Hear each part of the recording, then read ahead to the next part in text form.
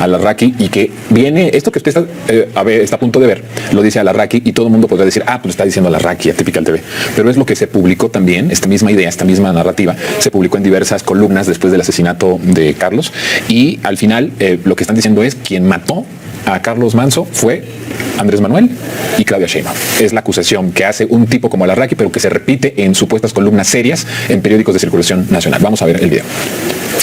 Lo voy a hacer a nombre personal y los que se quieran sumar son bienvenidos. Yo acuso del asesinato a Carlos Manzo a 2 asesinos, Andrés Manuel López Obrador y Claudia Sheinbaum. Punto, no hay más. Asesinos de mierda. Ese ya grado completo de vileza desde los medios de comunicación para acusar de un asesinato al presidente Andrés Manuel y a la presidenta Claudia Sheinbaum. Y fíjense que ahora que hablabas tú de que ni siquiera se acordaban y ni siquiera sabían quién era Carlos, efectivamente hay videos que muestran cómo denostaban desde los medios de comunicación las ponencias de Carlos cuando fue diputado de Morena. O sea, hay varios videos en donde ellos mismos, los medios de comunicación, le llaman payaso. Esa es la estrategia de Peña Nieto en Michoacán, otro experimento terrible que prácticamente a los criminales los hace parte de las instituciones de seguridad pública y lo único que logra con eso es la expansión de estos grupos que después se convierten abiertamente en criminales. Fueron los Viagra, que después controlaron todo el territorio de Tierra Caliente, pero fue por el impulso y la posesión que les dio haber sido reclutados en fuerzas del Estado cuando abiertamente había señalamientos de que todos estos personajes eran parte también de grupos criminales. O sea, el Estado los impulsa para ganar territorio y es ahorita la lucha que hay justamente en toda esta zona.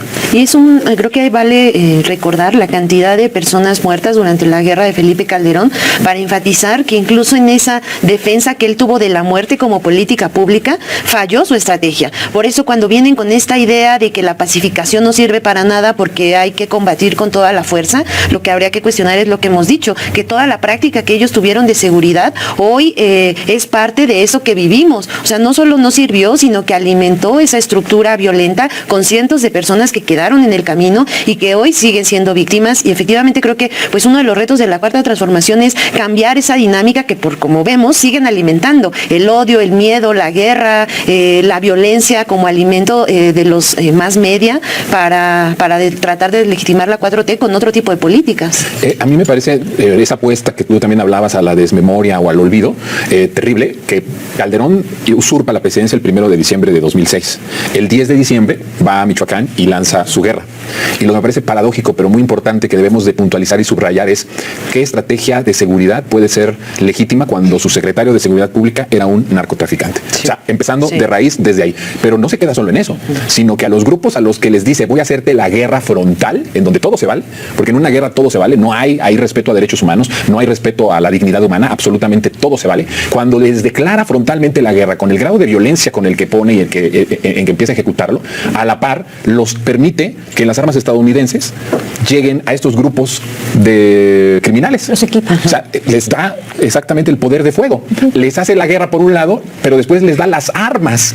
Y entonces lo que vemos es una perversión completamente de la política de seguridad implementada desde Calderón. Y después lo que ya decíamos de Peña Nieto, institucionaliza a los criminales y lo que hace es les da la posibilidad de expandirse en toda esa zona de Michoacán, Jorge. Sí, no, o sea, el caso de Michoacán, que es un caso emblemático porque ahí es donde declara su guerra Felipe Calderón contra el narco, pues es un caso absurdo, ¿no? Donde ponen a un, como tú lo mencionas, a un narcotraficante como coordinador de esta política, ¿no? De esta estrategia, que en realidad es una estrategia para legitimarse como presidente, porque fue un presidente que llegó ilegítimamente al poder y es un presidente, como lo mencionaba hace poquito la presidenta, como lo recordaba, un presidente espurio, ¿no? Como se le conoció. Y después Peña Nieto manda a su fiscal, que su fiscal no había podido encontrar a el cuerpo de una niña en una habitación. Lo de Paulette, ¿no? La niña. Ajá, lo de la niña Paulette. Domex. Y lo manda a coordinar este operativo, ¿no? Después... Anticonstitucional. Anticonstitucional. Porque se convirtió como en virrey de Michoacán. Además después meten a la cárcel a más de no sé cuántos alcaldes, ¿no? Eran 80 y tantos alcaldes y todos salen. El michoacanazo. El michoacanazo, o sea, es... Al doctor Mireles lo metieron a la cárcel. Sí. Porque supuestamente tenía armas de alto poder que ellos mismos les dieron. ¿Sí? Cuando institucionalizan a las llamadas guardias, ¿no? Sí. ¿Cómo se llamaban a las guardias? guardia... No, las autodefensas. Las autodefensas que estaban en las carreteras. Sí, esas autodefensas, que sí había una parte, porque es importante esto decirlo, para no criminalizar a la gente que legítimamente se levantó en armas en contra de la impunidad y la violencia. Hubo una parte de personajes, de padres de familia, de limoneros, de las personas de la industria local, que efectivamente se armaron porque estaban hartos de la impunidad, incluso de las violaciones y las vejaciones de estos grupos criminales en sus territorios y en sus casas. Y se armaron legítimamente. Dentro de ellos estaba el doctor Mireles. Sí. Pero otros grupos, perfectamente identificados con grupos criminales, contrarios a los que estaban en esos momentos hostigando esa zona, se les advierte. Alfredo Castillo sabía muy bien que eran personas delincuentes y les dan armas, les dan posición y los institucionalizan. Entonces, Michoacán ha sido, para lo que decías tú, Sandy, ha sido un experimento perverso con Calderón y con Peña Nieto, que sigue teniendo consecuencias drásticas, como la lamentable pérdida de la vida de este personaje, de este señor alcalde Carlos Manso. Claro, y también otra información que es muy importante mencionar, es que quienes negociaban también con estos grupos armados y grupos criminales que ya manejaban toda la región, que eran derivados de los Zetas, que vienen del cartel del Golfo, luego se hacen los Zetas, luego son los caballeros templarios, algunos salen de ahí, como la Tuta, que declara que la hermana de Felipe Calderón, Luisa María Calderón Hinojosa, que decían Cocoa, va a negociar con él y le dice que si a ella le dan la gubernatura, los va a dejar actuar y los va a dejar trabajar a gusto, ¿no? Entonces, ¿quiénes eran quienes hacían esas negociaciones con estos grupos criminales? Y el cinismo de Calderón ahora es retuiteando y difundiendo mensajes, ¿no?, en contra del gobierno de la Cuarta Transformación por la violencia en Michoacán. Es de verdad, o sea, no hay palabras para describir a estos tipejos, ¿no? Digo, sí. Vicente Fox ya lo podemos considerar como un personaje con problemas mentales muy fuertes, pero Calderón es terrible, ¿no? Terrible, terrible. Y nos traes ahora un video también de Loret de Mola, ¿no?, que donde habla justamente de que el pacto lo hizo el propio Andrés Manuel. Si quieres vamos a verlo y regresamos. En Morena el pacto con el narco lo selló el líder, López Obrador. Abrazos, no balazos. El acuerdo es no meterse con ellos. Cobran piso, tú no te metas. Extorsionan, tú no te metas. Rafaguean afuera de las escuelas, tú no te metas. Ejecutan a 4 o 5 en una casa, a 7 u 8 en un bar, tú no te metas. Matan policías, no te metas. Carlos Manso se metió y lo asesinaron. Y aparece el gabinete de seguridad diciendo: tenía asignados 14 guardias nacionales para su protección, como si fuera justificante. Es peor. Nos están diciendo que 14 elementos de las Fuerzas Armadas no pudieron detener a un asesino, cuando nunca en la historia de México el país había estado tan militarizado. Los militares tienen control de todo. Pues el pacto dice que lo firma Andrés Manuel. El mundo al revés, el mundo completamente al revés. Quien empoderó a los cárteles, los sexenios en donde se fortalecieron los cárteles, el cártel señalado, todavía es presunto, por eso hay que ser muy cuidadosos en todo esto. Es presuntamente el cártel que asesina a Carlos, es un integrante del cártel Jalisco Nueva Generación. Y nosotros lo hemos dicho muchas veces aquí yo he dicho cómo fue el crecimiento del cártel Jalisco Nueva Generación. Creció a finales del sexenio de Felipe Calderón y se empoderó del país prácticamente en el sexenio de Enrique Peña Nieto, al grado de que el 80% de la violencia por narcotráfico generada en el país, el 80% de la violencia generada en México por cuestiones criminales, viene del cártel Jalisco Nueva Generación. Entonces, ¿cómo puede decir Carlos Loret que quien firmó el pacto o quien está firmando el pacto fue Andrés Manuel? Sí, es un cinismo de Loret de Mola terrible, pero además esto que se mencionaba al principio del programa, o sea, apuestan al olvido, apuestan a que, o sea, como si la violencia hubiera iniciado con Andrés Manuel López Obrador o con la Cuarta Transformación, como si no hubiera habido pactos con el PRI y con el PAN, con los cárteles, como si esta estrategia de Felipe Calderón y de Enrique Peña Nieto hubiera funcionado, ¿no? El descabezar a los cárteles, el exhibirlos, el decir, miren, sí estamos haciendo las cosas bien porque capturamos a tal persona, pero la violencia en crecimiento, en crecimiento, en crecimiento. O sea, es una cosa terrible porque no es nada relacionado con la realidad, no observan cómo se ha disminuido el número de homicidios, cómo se han creado las instituciones como la Guardia Nacional. O sea, ¿cómo iban a defender o cómo iban a acabar con la violencia si tenían a la Policía Federal que la encabezó García Luna, ¿no? Se crea la Guardia Nacional, se crean los cuarteles estratégicamente establecidos. Hay una estrategia que no solamente tiene que ver con inteligencia, que no solamente tiene que ver con combate al crimen organizado, sino que también tiene que ver con justicia social. Y estos personajes hablando de que hay un pacto y de que la culpa fue de Andrés Manuel López Obrador y de que la Cuarta Transformación no hizo nada, o sea, ¿de qué están hablando? Es algo muy indignante Y creo que este momento, especialmente a partir del lamentable asesinato del alcalde de Uruapan, es uno de los momentos más grotescos de los medios de comunicación y de la oposición.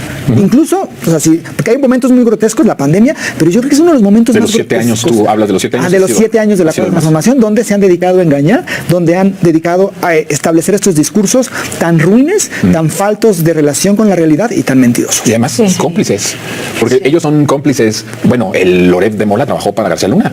Claro. O sea, trabajó para un narcotraficante. O sea, ese deslinde de los medios de comunicación también, cuando fueron corresponsables, cuando fueron cómplices de esa estrategia, cuando firmaron pactos de silencio para que no se enterara la gente de lo que estaba sufriendo comunidades como Michoacán, porque ahí empezó, ahí es la génesis de la situación que hoy tenemos y de la lucha supuesta contra el narcotráfico. Se firma un pacto para que no se conocieran las atrocidades, los pactos políticos que se llevaban a cabo por debajo del agua y toda la violación a los derechos humanos que padecieron personas que no eran narcotraficantes y que terminaron desaparecidas, torturadas o incluso en la cárcel sin delitos en realidad probados, pero que funcionaban para su estrategia de decir, miren, estamos capturando a muchos de los delincuentes, de los malos. Sí, para hacer una mediática, o sea, historias que no correspondían con la realidad y que ayudaran para sopesar la tragedia, ¿no? O sea, en la mediática se decía que era una guerra necesaria, que daba resultados, que esos eran los que le llamaban daños colaterales. Es decir, todos los medios limpiaban el proceso de violencia generado en estos sexenios diciendo que era en pos del bienestar futuro. ¿Y qué tenías en la calle y en las realidades de nuestros estados de toda la República? Efectivamente, todo tipo de masacres de civiles, de torturas, ¿no? De esta conexión abierta del poder político con el poder del crimen organizado, y los medios contaban otra cosa. Entonces, hoy creo que vuelven a aparecer, como dice Jorge, como actores importantes en este evento que está definiendo las agendas políticas, ¿no? ¿Qué va a alimentar a la derecha? Repito, este odio extremo, tratar de reavivar la idea de que una guerra es necesaria, todos contra todos, ¿no? Y no se hacen responsables de las consecuencias que hoy, no solo en México, que en el mundo puede tener un discurso antibélico, pro-bélico, como el que están haciendo. Las condiciones hoy en Michoacán creo que exigen la seriedad que ha mostrado la presidenta en el caso. Como dice Jorge, hay una serie de condiciones que tienen que ver con justicia social, que también se tienen que hablar y que son parte de un proyecto alternativo al que hoy México apuesta, ¿no? Claro, O sea, porque además no les dice nada, Sandy, que por ejemplo se diga o se esté registrando que las personas o la persona que ejecuta al alcalde es una persona entre 17 y 19 años. O sea, no les mueve nada el tanto tiempo en donde se les truncó los sueños y la posibilidad de crecimiento académico y de posibilidad de desarrollo profesional y de vida a los jóvenes. O sea, no les mueve nada que fueron ellos los que impidieron que los jóvenes tuvieran razones suficientes para salir adelante por la vía institucional, por la vía legal. No se dan cuenta que todo esto que estamos viendo es una herencia maldita de las que ellos formaron parte, de la que ellos defendieron o callaron, cualquiera que haya sido el caso, o defenderla o callar, para resultado es lo mismo. No les mueve nada de esto que estamos viendo. Es como si, como dice Jorge, si la violencia hubiera empezado ahora y todas las circunstancias como contexto alrededor de esta tragedia hubieran surgido a partir de que llegó Andrés Manuel a la presidencia de la República o la presidenta Claudia Sheinbaum. Es que me parece que estamos justo, como le decía Jorge, uno de los momentos más grotescos que han pasado, creo que esto y el rancho Izaguirre, que lo comentábamos el lunes,